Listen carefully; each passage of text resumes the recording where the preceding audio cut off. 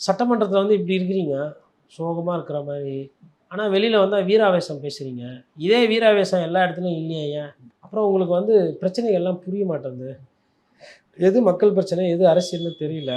இன்னைக்கு தேதியில் நீங்கள் தான் சார் சிஎம்.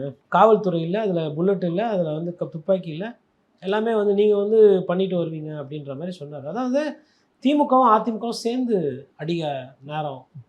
அவரும் வந்து அப்போ நீ கிராஷ் கோர்ஸ் முடிச்சுட்டு அப்ரெண்டிஸ்லாம் முடிச்சுட்டு வரவரெலாம் மக்கள் தாங்க மாட்டாங்க, சீக்கிரமாக அரசியல் கற்றுக்கிட்டு சீக்கிரமாக பண்ணுங்கள், மக்கள் பாதிப்புக்குள்ளாகிறீங்க அப்படின்றாங்க. அதிமுகவில் வந்து எப்போ தான் நடிச்சிக்கிட்டே இருந்தால் எப்படி, எப்போ தான் முதலமைச்சராக நடந்துக்கிறது அப்படின்னு கேட்குறாங்க. இதை விட நையாண்டி கிண்டல் பண்ண முடியாது. ஸோ திமுக ஒரு சில விஷயத்த வந்து அதிமுகவை அல்லு சில்லுன்னு சொல்கிறீங்க, அப்புறம் அல்லு சில்லு வீட்டுக்கெலாம் எதுக்கு போனீங்கன்னு கேட்குறாங்க. எவ்வளவு இந்த கேள்விக்கெலாம் தாவேக்காக என்ன பதில்? இதுவரையிலும் பதிலே சொல்லலையே. அல்லு சில்லுன்னு சொன்னீங்க, ஏன்பா அல்லு சில்லு வீட்டுக்கு போனீங்கன்னு கேட்டால் பதில் இல்லை. இந்த பதில் யார் சொல்லணும்? விஜய் அவர்கள் தான் சொல்லணும். ஆனால் அவர் மௌனமாக இருக்கார்.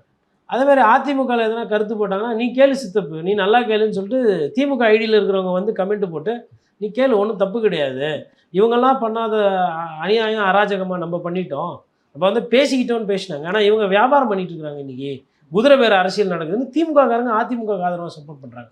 அதுமாதிரி திமுக விஷயத்தில் இவர் எதனா சொன்னார்னா அவங்க வந்து இது பண்ணுறாங்க. நாங்கள்லாம் இருந்தப்போ விவசாயிக்கு வந்து 8,000 கோடி 6,000 கோடி 10,000 கோடி 12,000 கோடி நாங்கள் ரத்து பண்ணோம், நீங்கள் என்ன பண்ணீங்கன்னு சொல்லிட்டு திமுக யாருன்னா எழுப்புனாங்களோ அதில் போய் அதிமுக காரங்களாம் போய் கீழே போய் கமெண்ட் போட்டு இல்லை கேளுங்க கரெக்டு தான், இவங்களுக்கு வந்து இப்போ மின்சார பவர் கட்டுன்னு அவ்வளோ மோசமாக இருந்தது, திமுக பீரியடில் கூட இவ்வளோ மோசமாக மின்சார பவர் கட்டு இல்லையா, இது என்ன ஆட்சியா என்னன்னு சொல்லிட்டு அதிமுக காரங்க கேள்வி கேட்குறாங்க. திமுகவோட திமுகவோட ஒப்பிடும்போது திமுக பரவாயில்லன்றது அதிமுக பார்வை.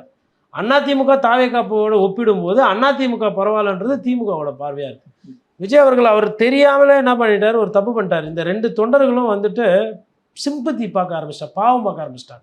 நீயும் உழைச்சா நானும் உழைச்சேன், உனக்கு இல்லாமல் போயிடுச்சு எனக்கு இல்லாமல் போயிடுச்சு அப்படின்னு இந்த சோகத்தை அந்த சிம்பத்தியை வந்து பரிமாறிக்கிறாங்க. அது வந்து தேர்தல் நேரத்தில் இது ஒரு அளவுக்கு அண்டர்ஸ்டாண்டிங் காமன் பொது வேட்பாளர் போச்சுன்னா தாவேக்காக அது மிகப்பெரிய தலைவலி.